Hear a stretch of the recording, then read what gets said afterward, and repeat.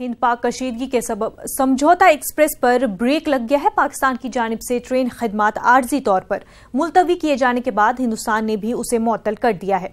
इससे मुसाफिरों को परेशानियों का सामना है। लाहौर स्टेशन पर कम अज कम 35 हिंदुस्तानी मुसाफिर दरमानदा है।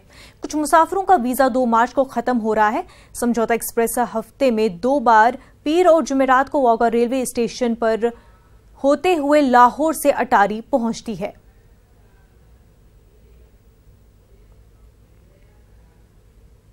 अमरीकी स्टेट डिपार्टमेंट के कोऑर्डिनेटर फॉर काउंटर टेररिज्म ने मीडिया से खिताब करते हुए पुलवामा हमले की मजम्मत की।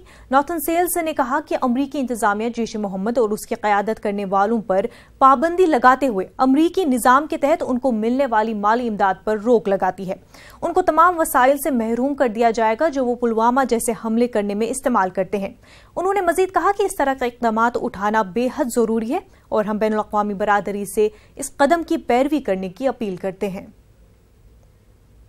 By offering our condolences to the government and people of India for the attack in the middle of this month. The United States has designated GEM and its leadership under our domestic authorities to cut off the flow of money, to deprive them of the resources they need to commit attacks like the one we witnessed just a couple of weeks ago. It's also important to amplify those unilateral efforts that we're taking under our own laws with multilateral efforts. We call on other countries to follow our lead, and we call on the international community as a whole to follow our lead in designating this organization.